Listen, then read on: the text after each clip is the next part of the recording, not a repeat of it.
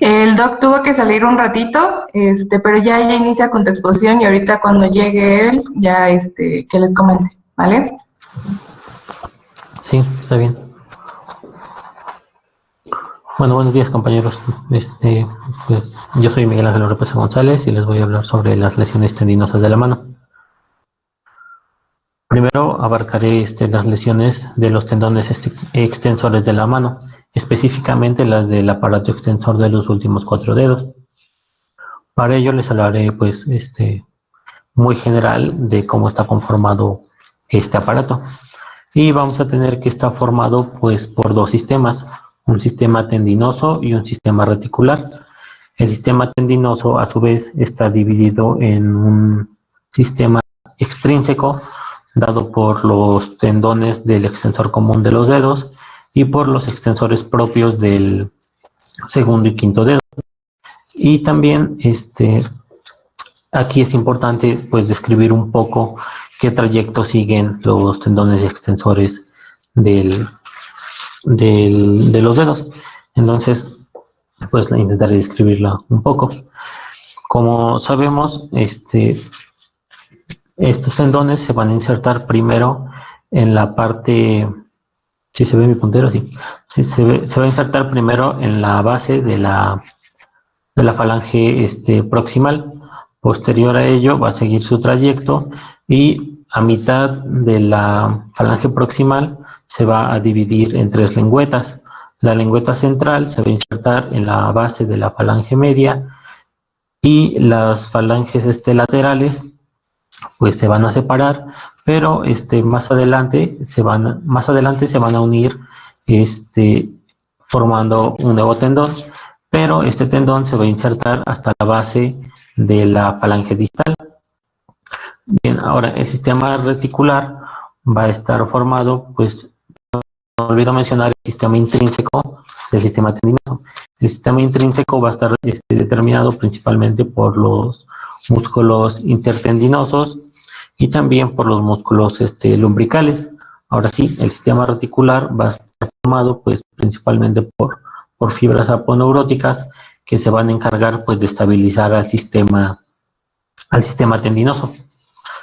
Y bien, dentro de las primeras deformidades de las que voy a hablar va a ser la deformidad en cuello del cisne, en la cual, como observamos en la imagen, habrá una hiperextensión de la articulación interfalángica proximal, que pues, es que observamos aquí, y una flexión de la articulación falángica distal. Esta lesión se da principalmente por 3 mecanismos. El primero, como siempre, pues puede ser un estiramiento bastante brusco. El segundo puede ser porque esta cincha aponeurótica la del ligamento triangular se rompa. Y el tercer mecanismo es que el sistema intrínseco, los músculos lumbricales interóseos, condicionen una tracción muy brusca.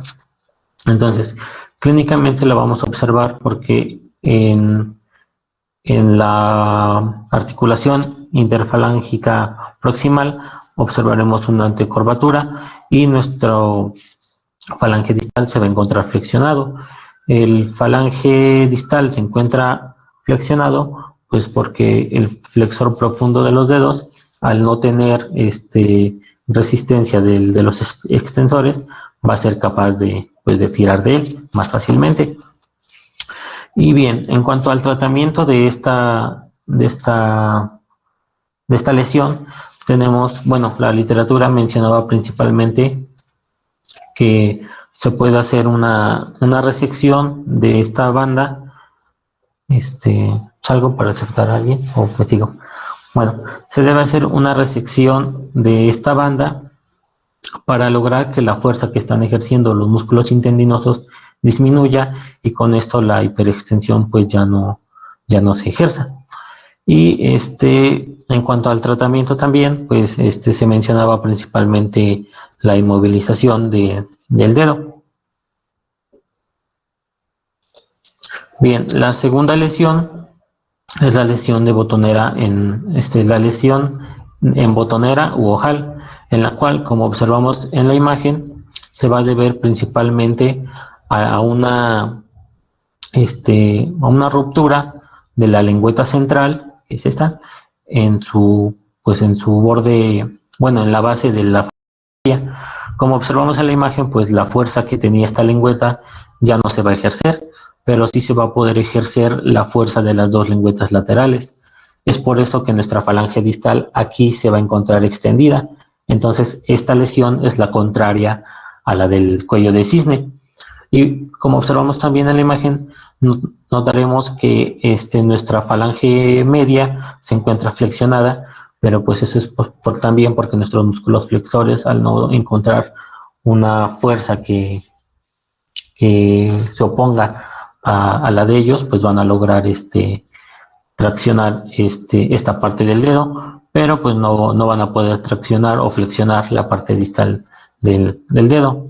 Aquí, en cuanto al tratamiento, depende mucho si se realiza de forma aguda o de forma, pues posterior a un proceso de 48 horas. En la forma aguda, el tratamiento va a ser una inmovilización. Esta inmovilización aproximadamente puede ser de 6 semanas. Y en caso de que nosotros recurramos a un tratamiento más tardío, nos puede condicionar una complicación, que sería que el dedo del paciente va a adoptar una flexión activa bastante rígida, pero pues igual, la literatura mencionaba que no importaba sí importaba si se trataba de un proceso agudo o prolongado, pero que lo mejor era la inmovilización.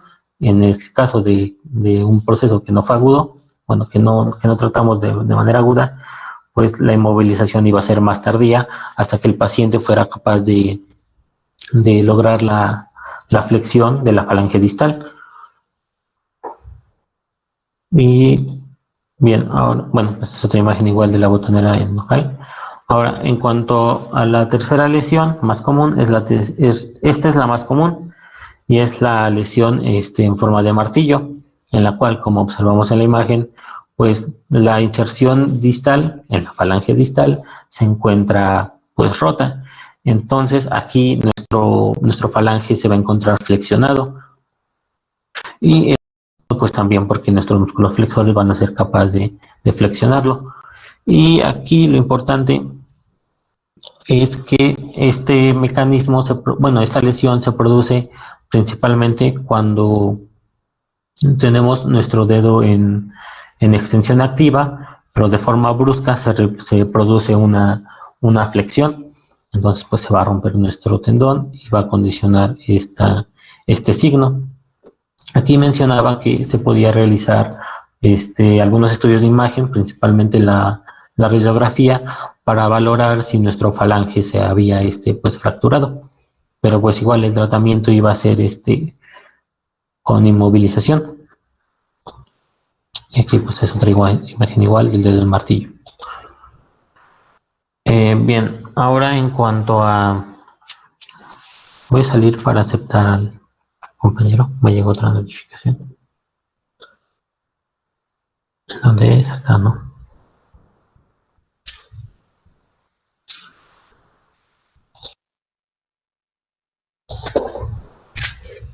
Pues no, creo que ya no está la notificación. Entonces sigo. ¿Se dejó de compartir? Ese sí. Se sigue viendo tu pantalla. Sigue viendo. Pero ¿se ve el Meet o mi presentación? Meet. No, se ve Meet. Vale. Ya se ve tu presentación. Gracias. Ahora, continúo con las lesiones de los tendones flexores de la mano. Aquí igual es un poco importante pues abarcar de manera muy general la anatomía de los principales músculos involucrados. Igual los daré de una forma muy general y comenzaré con el tendón, con el músculo superficial de los dedos, el cual, como apreciamos en la imagen, pues tendrá 3 inserciones superiores. La primera en el epicóndilo humeral, también tendrá una inserción en la apófisis coronoides del cúbito y también una inserción en la porción del radio. Esta disposición de sus inserciones superiores condicionan lo que denominamos la arcada del flexor superficial. Si continuamos el trayecto del músculo, observaremos cómo se divide en cuatro fascículos, en los cuales van a ser 2 superficiales y 2 profundos. Los 2 profundos van a ser el segundo y el quinto, y los 2 superficiales van a ser el tercero y el cuarto. Distalmente, como observamos en la imagen, se van a ir a insertar a través de 2 lengüetas en lo que es la base del falange medio. Y es importante aquí pues recordar que esta división de las falanges esta división de las lengüetas a nivel distal van a formar lo que se denomina el tendón perforado. Ahora, en cuanto al flexor común profundo de los dedos, vamos a tener que se inserta pues principalmente en la membrana interósea y también en parte de nuestro cúbito. Aquí vamos a tener igual, si seguimos su trayecto, que se va a dividir en cuatro fascículos. Estos 4 fascículos pues van a ir destinados también a cada dedo. Y aquí, como observamos, se va a insertar hasta la base de la falange distal. Y como observamos también en la imagen, va a penetrar en las 2 lengüetas que formó el flexor superficial. Entonces, este músculo o este tendón se le va a conocer como el tendón perforante. Y el otro músculo del que vamos a hablar un poco va a ser del flexor largo del pulgar, el cual pues se va a insertar principalmente en la cara anterior del radio y también en la apófisis coronoides. Y pues su inserción distal va a ser en la base de la falange distal del pulgar. También la literatura mencionaba que era muy importante hacer referencia a las poleas que se encuentran en el túnel fibroso a través del cual entran los tendones. Dentro de las principales poleas se mencionaba que la A2, que se encuentra en la mitad de la falange proximal, y la A4, que se encuentra a la mitad de la falange media, van a ser las principales para la función flexora de estos tendones, para mantener la función flexora. Pero pues también mencionaba que eran importantes la polea A1, que se encuentra en la articulación metacarpofalángica, la A3, que se encuentra en la articulación interfalángica proximal, y la polea A5, que se encontraba en la articulación interfalángica distal. También era muy importante tener en cuenta las otras vainas tendinosas que se van a encontrar otorgando estabilidad a los tendones que cruzan por el túnel. Y también era importante mencionar las vainas sinoviales, que pues iban a estar principalmente lubricando y nutriendo a estos tendones. Y como en esta eran las vainas tendinosas, y de este lado pues son nuestras vainas sinoviales. Bien, ahora ya entrando de lleno a lo que es la lesión, principalmente las literaturas que consulté mencionaban que la principal es la lesión por abulsión del flexor profundo de los dedos, la cual se produce principalmente, representa para empezar el 75% de las lesiones de los músculos, de los tendones flexores, y se producía cuando nosotros activamente teníamos nuestros falanges distales flexionados, pero algún movimiento brusco iba a causar que estos sufrieran una extensión repentina o brusca. Y mencionaba que sucedía comúnmente en los jugadores tanto de rugby como de fútbol americano. Esta lesión iba a tener 3 grados dependiendo el nivel en el que se lesionara nuestro tendón. El primer nivel iba a ser a nivel de la articulación metacarpofalángica. El segundo nivel iba a ser a nivel de la articulación interfalángica proximal, y el tercer nivel era a nivel de la articulación interfalángica distal. Pero era importante la 3 porque en este caso ya iba, bueno, era probable que sucediera una abulsión también de un fragmento óseo de nuestro falange distal. Bien, ahora en cuanto a la clínica, pues para valorar si existe una lesión o no de los tendones, era importante, como siempre, pues considerar y preguntarle al paciente cuál había sido el mecanismo por el cual se había lesionado y qué tiempo de ocurrida tenía su lesión. Y dentro de los signos principales que debíamos de evaluar era principalmente el aspecto en cascada o la caída normal que tienen nuestros dedos. Si esta caída normal se interrumpía o se descontinuaba, podríamos sospechar que existía una lesión. Otro aspecto clínico importante a valorar era el fenómeno de tenodesis que presentan nuestras manos. Por ejemplo, en esta imagen observamos como en una dorsiflexión los músculos extensores se encuentran pues relajados, pero los músculos flexores se van a encontrar tensos, y lo contrario en la imagen del lado izquierdo, esta. También clínicamente deberíamos saber diferenciar pues si era una lesión del tendón, de los tendones flexores profundos o de los tendones flexores superficiales. En este caso vamos a evaluar, bueno, esta técnica evalúa principalmente una lesión en los flexores profundos de los dedos. Entonces, como observamos, si el paciente es capaz de flexionar activamente su falange distal mientras se aplica fuerza a la porción media, bueno, a la falange media y a la falange proximal, entonces nuestro paciente no estaba lesionado.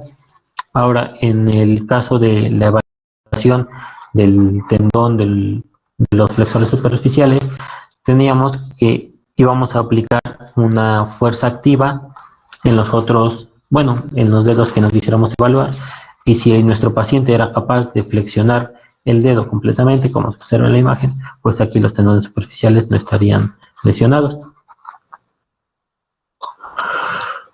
Bien, en cuanto al tratamiento, dependía también mucho de en qué zona o en qué parte del tendón se iban a dar. Realmente esta división esta división de estas zonas se me hizo un poquito complicada de comprender, y no mencionaba mucho sobre las zonas 5 y sobre la zona 3, pero mencionaba que el tratamiento en la zona 1 iba a ser por lo general muy fácil. Se podía realizar una sutura directa sobre los tendones y esto iba a tener una buena evolución. Y mencionaba también que en la zona 2 iba a ser la zona de mayor riesgo, porque esta zona era el lugar donde los tendones se encontraban menormente vascularizados. La zona 3, igual no se mencionaba mucho al respecto de ella. Y en cuanto al tratamiento de una lesión en la zona 4, mencionaba que se tenía que hacer una disección escalonada para determinar el grado de la lesión y pues posteriormente tratarla. Y de esto, que se me olvide algo, me parece que no. Creo que es todo lo importante. Bueno, sí, en el tratamiento en la zona, en cualquier zona, debería tenerse cuidado de no lesionar las vainas sinoviales que les mencioné. Esto porque, bueno, una vez que se produce la lesión del tendón, el tendón va a buscar cicatrizar, y esto se iba a lograr a través de dos mecanismos. Era un mecanismo extrínseco que iba a llegar a través de células que llegaban a través de la irrigación, y el segundo mecanismo de cicatrización era a través de los tenocitos, que son pues propiamente las células tendinosas. Y bueno, aquí solo ilustré como la forma más simple, pues bueno, suturas directas y algunos tipos de puntos que se usan. También leí que lo principal que se debía hacer, sobre todo, era en lesiones que tuvieran menos menos del 50% del tendón dañado, se podía usar una sutura reabsorbible, pero en lesiones que tuvieran una lesión mayor al 50% o una lesión completa, se debía realizar con sutura no reabsorbible. Bueno, y ya una vez que se realizó todo el proceso quirúrgico y que se cerró también la piel, lo que procedía era la inmovilización postoperatoria de la extremidad, bueno, de la mano, la cual se debería realizar con nuestra muñeca en una flexión de 30 grados, nuestras articulaciones interfalángicas en una flexión de 40 a 60 grados, y también mencionaba que, nuestra articulación metacarpofalángicas de 40 a 60 grados, y las interfalángicas, algunas bibliografías lo mencionaban y otras no, pero podía ser una flexión de 0 a 15 grados. Y pues dentro de las principales complicaciones durante el tratamiento quirúrgico era la formación de las adherencias. Por lo tanto, a nuestro paciente, una vez que lo inmovilizábamos, deberíamos recomendarle siempre que realice movimientos para pues romper estas adherencias y que no se formen, porque pues si no van a condicionar bastante la recuperación de nuestro paciente. Y pues otra complicación importante era que pues si no usábamos una sutura adecuada, se rompiera nuestra reparación. También, bueno, todas las literaturas que consulté mencionaban cuáles eran los principales mecanismos de reparación de los tendones, entre los cuales pues está el más sencillo que ya les mencioné, que era la sutura de los tendones, pues, utilizando el punto. Supongo que ahí el cirujano decidirá cuál usar. Y otro mecanismo también para reparar esto era a través del injerto de un tendón, dentro de los cuales pues nuestras principales fuentes para para obtener un injerto iban a ser el palmar largo, el plantar delgado y los flexores del pie. Y los otros mecanismos de reparación de los tendones iba a ser la unión intertendinosa. Esto, como se observa en la imagen, pues por ejemplo podría darse en los flexores de la mano o en los extensores. Por ejemplo, cuando solo se daña una fibra, pues quizás se podría unir a las vecinas que van a mantener su función para pues lograr que el paciente tenga una recuperación buena. Y la otra técnica de reparación o de tratamiento era la transferencia del tendón. Esta consistía principalmente en que un tendón que realizaba cierta función, por ejemplo flexión, iba ahora a realizar una función contraria, en este caso pues extensión. Y sería todo. Bueno, de mi parte. ¿Alguien tiene alguna duda o pregunta?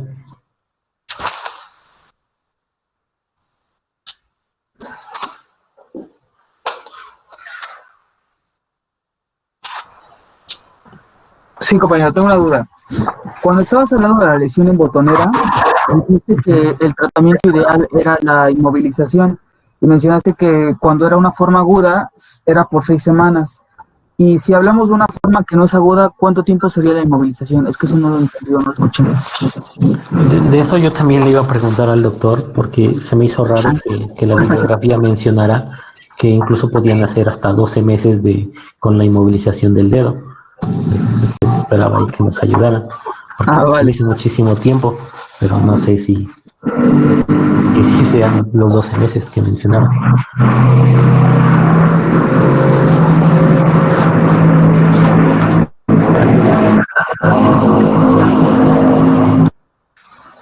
Ya es que estaba esperando que pasara la motocicleta. No puedes inmovilizar un año un dedo, ¿cómo crees? No se me hizo raro a mí también y no lo mencioné. Sí. No. El proceso de reparación es máximo 12 semanas, no 12 meses. Pero es variable dependiendo del cirujano que hizo el procedimiento, es el que tiene la idea real si ese tendón se va a reimplantar o no. Para cuestiones de las lesiones distales, las que están en la zona 1, de flexores, tendones flexores, si se hacen la reparación de manera rápida, poco tiempo, el pronóstico es bueno. En los extensores es un poco más complicado porque cuando tú abres esa zona por cerca de la uña, la base de la uña, y quieres reinsertar el tendón, en primer lugar casi no vas a encontrar tendón. Es una telita tan delgada, es un tendón tan delgado que inclusive no soporta ni que lo sutures. Por lo tanto, luego lo tienes que traccionar más y tienes que hacer unas perforaciones en la falange para a través de un tendón de contratracción se mantenga en su sitio. Haces un fresado pequeño en la base de la falange, bueno, cerquita de la base, y ahí perforas 2 orificios muy pequeños, solamente del calibre suficiente para poder pasar una aguja con 2 suturas que están adheridas al tendón. Esas vas a sacar la sutura por fuera de la piel, y por fuera de la piel le vas a poner un pedacito de algodón y ahí afuera un botón, de esos botones de camisa. Por ahí tenías una imagen, ¿no? Ahí está. No, tenías otra, creo. Donde están las lesiones distales.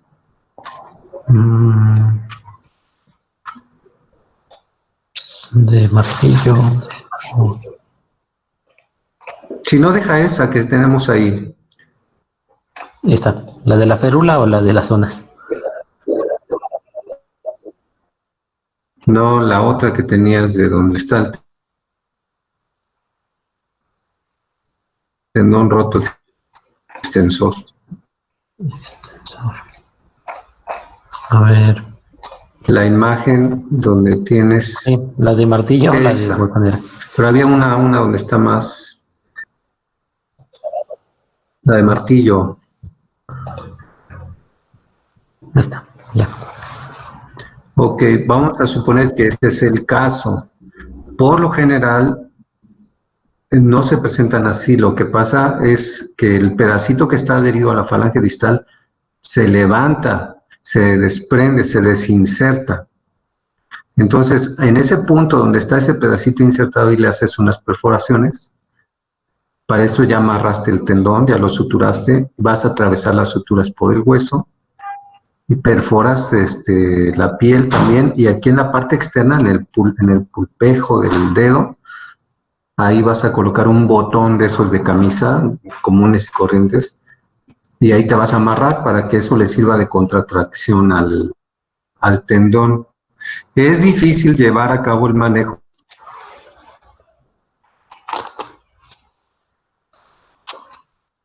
por su cirugía. Es muy raro que ande cargando un botón adherido a la piel, pero eso es lo que se hace.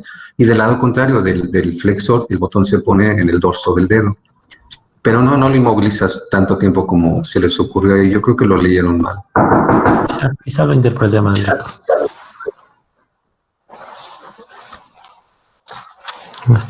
¿Alguna pregunta más, compañeros? ¿Puedo dejar de compartir para encender mi cámara, doctor? ¿O no es necesario?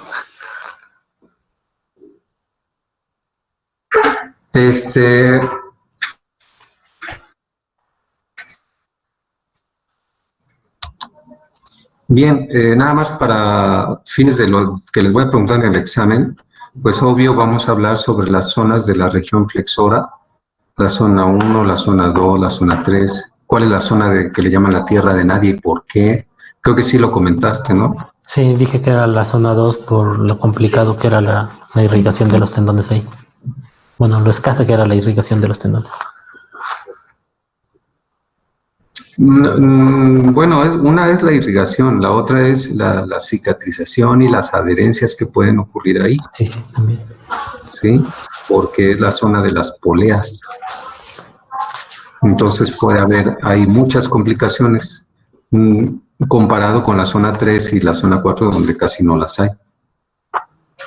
Ok. ¿Alguien tiene otra pregunta?